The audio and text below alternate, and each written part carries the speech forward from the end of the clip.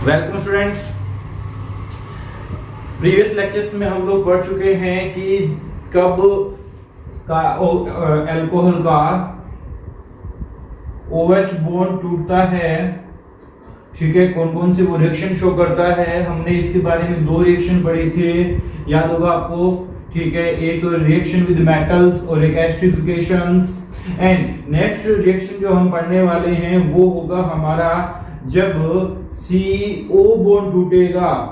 ये वो सारी रिएक्शन हम पढ़ने वाले हैं जिसमें कार्बन एंड ऑक्सीजन बॉन्ड की क्लीवेज होने वाला है, मतलब reaction involving CO bond cleavage. तो आज हम लोग वही रिएक्शंस पढ़ेंगे जिसमें carbon and oxygen bond break होगा। मैंने आपको प्रीवियस लेक्चर में बताया था कि कार्बन ऑक्सीजन बॉन्ड क्लीवेज होने के लिए इसका पहले प्रोटोनेशन करवाना पड़ता है। प्रोटोनेशन जरूरी होता है करवाना, क्योंकि ये OH जो है वो बेटर लिविंग ग्रुप नहीं है, not a good living group. OH is not a good living group. So हमें इसका पहले प्रोटोनेशन करवाना पड़ता है, क्या, ताकि ये एक गुड लिविंग ग्रुप बन जाए। तो आज हम जितने रिएक्शंस देखने वाले हैं उन सब रिएक्शंस में हम कहीं न कहीं से इस ऑक्सीजन पे पॉजिटिव चार्ज क्रिएट करने की कोशिश करेंगे, और वही सारे रिएक्शंस पढ़ने की कोशिश करेंगे जिसपे इस पे पॉजिटिव चार्ज जरूर हो। ये हमारे पास अल्कोहल ये HCl के साथ रिएक्शन करेगा in the presence of anhydrous zinc chloride, और हमारे पास बना कर देगा हमें एल्किल क्लोराइड और वाटर। तो मैकेनिज्म देखिएगा इस रिएक्शन की। सबसे पहले ये जो अल्कोहल है, अल्कोहल वो हमारे जिंक क्लोराइड को, हाँ जी, कैटलिस्ट को वो लोन पेयर डोनेट करेंगे, क्योंकि ये एक लुईस एसिड है, और लुईस एसिड हमेशा लोन पेयर लेता है।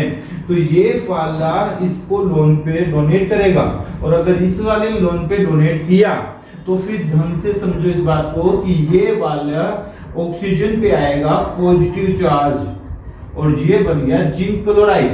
अब ध्यान से समझना कि जिंक क्लोराइड पे नेगेटिव चार्ज आएगा, क्योंकि इससे पहले तो ये न्यूट्रल था, इसने इस वाले से ऑक्सीजन से एक लोन पेयर एक्सेप्ट किया है, लोन पे लिया है, तो जिंक क्लोराइड के पास नेगेटिव आ जाएगा, ठीक है।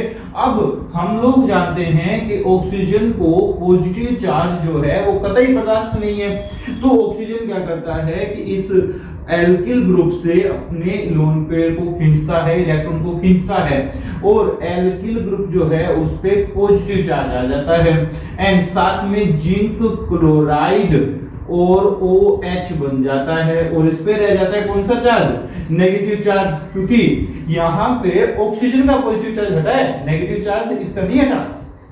अब इस रिएक्शन में हम लोग ये जान गए कि यहां से बन गया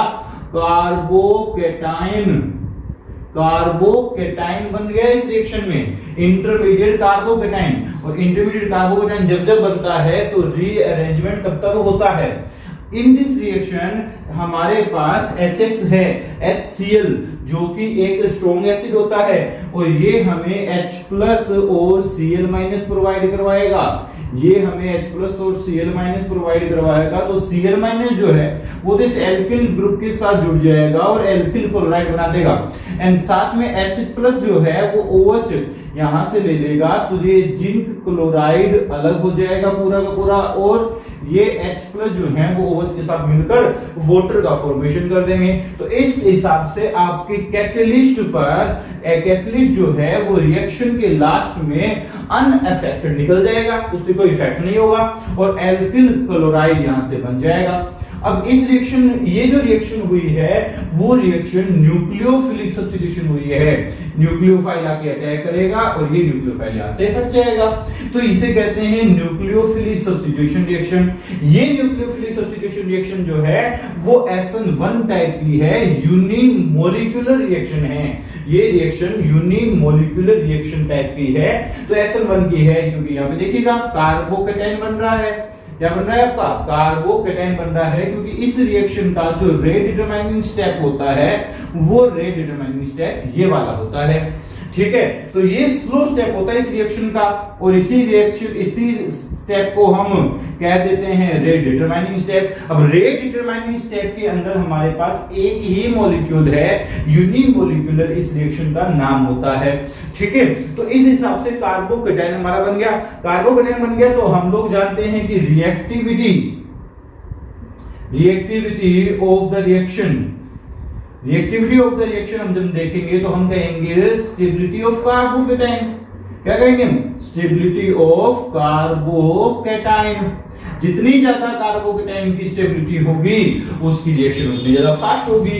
तो इस रिएक्शन में हम लोग अगर ध्यान दें कि अल्कोहल 3 डिग्री अल्कोहल जो होता है वो ज्यादा स्टेबल होता है देन 2 डिग्री अल्कोहल, और 2 डिग्री ज्यादा स्टेबल होता है देन 1 डिग्री अल्कोहल।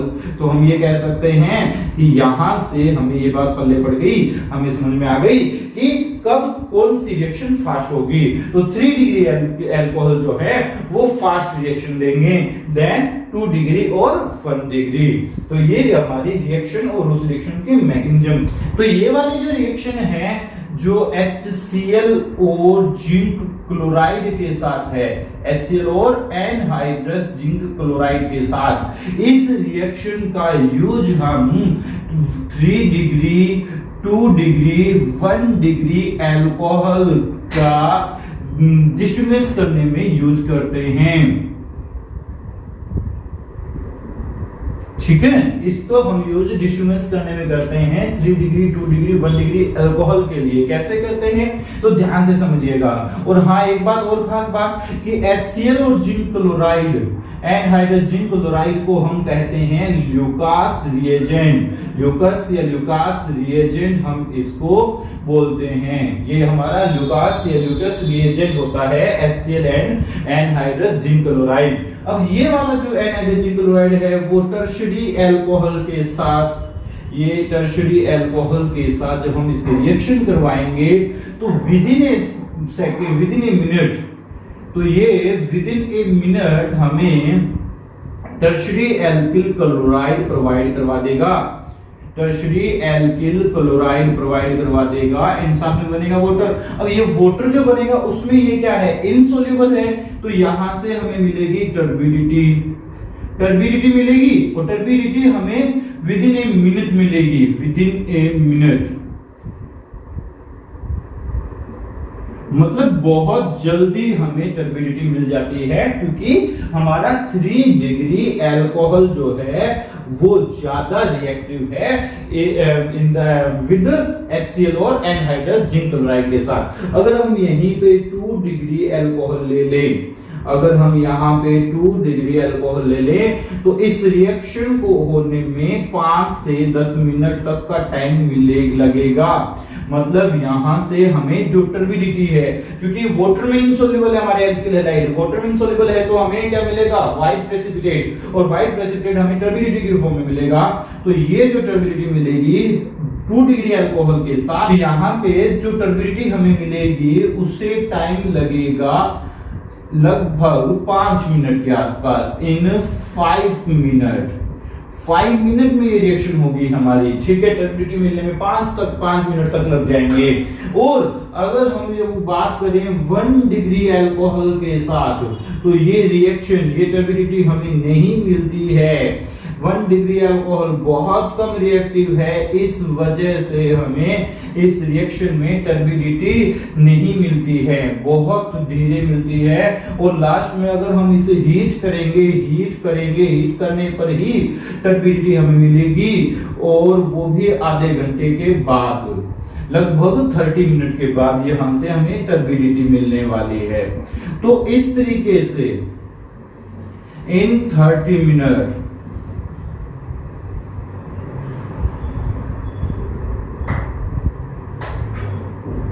तो इस तरीके से हम कह सकते हैं कि अगर हमें 3 डिग्री अल्कोहल दिया हुआ है, हमने उसकी जिंक क्लोराइड और एनहाइड्रस जिंक क्लोराइड और HCl के अंदर उसे डालते ही वो क्या होगा, विद इन ए मिनट हमें टर्बिडिटी दे देगा। इसका मतलब वो 3 डिग्री अल्कोहल था। और अगर वो 5 मिनट तक टर्बिडिटी देने में लगाता है, इसका मतलब वो 2 डिग्री अल्कोहल था। और जो टर्बिडिटी दे ही नहीं रहा है, हमें बहुत मुश्किल से टर्बिडिटी दे रहा है, और लास्ट में जाके उसे गर्म करना ही पड़ेगा, उसे हीट करना ही पड़ेगा, तब जाके अगर वो टर्बिडिटी देता है, तो इसका मतलब हुआ कि वो अल्कोहल जो है वो 1 डिग्री अल्कोहल था। तो हम लोग, अगर हम लोगों को मिक्सचर दे दिया जाए कि हम दो अल्कोहल में कैसे डिस्ट्रीब्यूशन करेंगे, तो हमारे पास सबसे बेस्ट टेस्ट होता है जो है लुकास टेस्ट। ठीक है, इसे ही लुकास टेस्ट बोला जाता है। और ये रिएक्शन जो है, मैंने आपको बता दिया कि ये रिएक्शन जो है वो आपकी SN1 रिएक्शन टाइप की रिएक्शन होने वाली है। मतलब इस रिएक्शन के जो मैकेनिज्म है वो SN1 मैकेनिज्म है। तो इसको हम बोलते हैं लुकास टेस्ट। ठीक है, ये बात ध्यान रखिएगा बच्चों, इसे हम लुकास टेस्ट बोलते हैं। और ये हमारे पास लुकास रिएजेंट, जिंक क्लोराइड और HCl। ठीक है, तो ये हमारा लुकास टेस्ट। दोबारा एक बार और रिपीट कर देता हूं इस बात को कि हमारे पास अगर 3 डिग्री अल्कोहल हुआ तो वो हमें विद इन ए मिनट हमें टर्बिडिटी दे देगा। और अगर हमारे पास 2 डिग्री अल्कोहल हुआ तो उसे टर्बिडिटी देने में 5 से 7 मिनट तक लगेंगे। और अगर हमारे पास 1 डिग्री अल्कोहल हुआ तो वो हमें टर्बिडिटी नहीं देगा पहली बात तो, और देगा भी तो 30 मिनट में, और देगा भी तब जब हम उसे गर्म करेंगे। ठीक है, तो हम अलग अलग अल्कोहल में यहां से डिस्ट्रीब्यूशन कर सकते हैं। ठीक है, तो ये हमारा हुआ लुकास टेस्ट। इस रिएक्शन में हमें जरूरत होती है, ये नहीं होता कि 3 डिग्री 1 डिग्री अल्कोहल, ये नहीं। अब हम अगर बात करें 1 डिग्री अल्कोहल, तो ये वाला भी है, देखिएगा। ठीक है, बेंजाइल अल्कोहल भी तो 1 डिग्री अल्कोहल है, लेकिन ये लुकास रिएजेंट के साथ टर्बिडिटी देता है। ठीक है, टर्बिडिटी देता है। क्यों देता है टर्बिडिटी? क्योंकि ये जो कार्बोकेटाइन बनाएगा ना, ये जो कार्बोकेटाइन बनाएगा वो स्टेबल कार्बोकेटाइन है। हमें मतलब 1 डिग्री 2 डिग्री 3 डिग्री से नहीं है, हमें स्टेबल कार्बोकेटाइन से है। ठीक है, होगा ये 1 डिग्री अपनी जगह, ये 1 डिग्री होगा, लेकिन फिर भी ये लुकास रिएजेंट देगा, लुकास टेस्ट देगा। क्यों देगा? क्योंकि ये स्टेबल है ड्यू टू रेजोनेंस। ये रेजोनेंस शो कर रहा है भाई, और इस वजह से ये स्टेबल है कार्बोकेटाइन। तो हमें कार्बोकेटाइन की स्टेबिलिटी देखनी है, ना कि उसकी डिग्री देखनी है। ये बात हमेशा ध्यान रखिएगा। ठीक है, तो अगर ये पूछ लिया जाए कि ये वाला जो है वो 5 मिनट में रिएक्शन देगा या 1 मिनट में देगा, तो ध्यान रखो 1 मिनट में देगा नहीं, 1 मिनट से 5 मिनट के बीच का जो टाइम होगा वो लगेगा। क्यों लगेगा? क्योंकि इससे ज्यादा स्टेबल कार्बोकेटाइन होता है 3 डिग्री कार्बोकेटाइन। ठीक है, ये बात ध्यान रखना बच्चों। ये एक्सपेरिमेंटली प्रूफ हुआ है कि 3 degree carbocation is more stable then benzylic carbocation. यहां जरूर रेजोनेंस है, लेकिन यहाँ पे 3 फैक्टर और भी फैक्टर यहाँ पे काम कर रहे हैं, जैसे प्लस आई इफेक्ट है, हाइपर कॉन्जुगेशन इफेक्ट है। ये सब इफेक्ट की वजह से हमारे पास 3 degree carbocation is more stable then benzylic carbocation. तो ये बात आप जरूर ध्यान रखिएगा। ठीक है, और इससे कम होता है वो एलाइलिक कार्बोकेटाइन स्टेबल होता है। इससे कम जो होता है वो हमारे पास एलाइलिक कार्बोकेटाइन होता है, देन हमारे पास 2 डिग्री कार्बोकेटाइन होता है। ये बात ध्यान रखना बच्चों। ठीक है, तो ये बात हमारे पास होता है कि इस 3 डिग्री सबसे ज्यादा स्टेबल कार्बोकेटाइन होता है देन बेंजाइलिक कार्बोकेटाइन। ठीक है, तो इस हिसाब से हमारे पास ये हम कहेंगे कि हमारा बेंजाइलिक अल्कोहल लुकास टेस्ट देगा। ठीक है, टर्बिडिटी देगा, और वो 1 से 5 मिनट मतलब के बीच में देगा। मतलब उतना जल्दी भी नहीं देगा जितना 3 डिग्री अल्कोहल देता है, और उतना धीरे भी नहीं देगा जितना वो 2 डिग्री अल्कोहल देता है। ठीक है, तो ये हमारे पास लुकास टेस्ट और लुकास रिएजेंट की रिएक्शन हुई। और ध्यान रखना कि अगर हमारे पास 2 डिग्री अल्कोहल 2 डिग्री अल्कोहल की रिएक्शन अगर हम जिंक क्लोराइड और HCl के साथ करवाते हैं तो इस रिएक्शन को ग्रूव्स रिएक्शन बोला जाता है। ध्यान रखना बच्चों ये बात, ग्रूव्स रिएक्शन बोला जाता है। 1 डिग्री और 2 डिग्री, 1 डिग्री और 2 डिग्री अल्कोहल की रिएक्शन अगर हम जिंक क्लोराइड और HCl के साथ करवाते हैं तो इस रिएक्शन का नाम होता है ग्रूव्स रिएक्शन। ठीक, तो बात कर लेते हैं, देखिएगा ध्यान से समझिएगा। CH, ये हमारे पास CH3, ये OH, ठीक है। ये 2 डिग्री अल्कोहल है और इस 2 डिग्री अल्कोहल की रिएक्शन अगर हम HBr के साथ करवाते हैं तो हमारे पास यहाँ पर हमें कंसंट्रेट H2SO4 कैटलिस्ट हमें यूज करना पड़ेगा। जो H+ दे देगा वो H+ इसके साथ चला जाएगा और ये यहाँ से हट जाएगा और वहां पे ब्रोमीन लग जाएगा, ठीक है। तो ये वाली रिएक्शन भी इंपॉर्टेंट रिएक्शन है।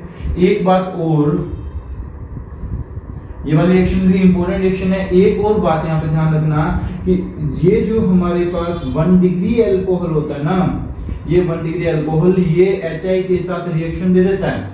आप लोग ये तो पहले से जानते हैं कि हमारे पास I- बेटर न्यूक्लियोफाइल होता है देन ब्रोमीन माइनस और देन क्लोरीन माइनस। ये ऑर्डर तो हम पहले से जानते हैं। ये मोर रिएक्टिव होता है SN1 और SN2 दोनों रिएक्शंस के लिए, है ना। तो यहाँ पे ये 1 डिग्री अल्कोहल भी रिएक्शन दे देगा, ये बात ध्यान रखना, ठीक है। ये बात जरूर ध्यान रखना बच्चों, ठीक है। ये 1 डिग्री अल्कोहल हमारा रिएक्शन देता है HI के साथ, ठीक है।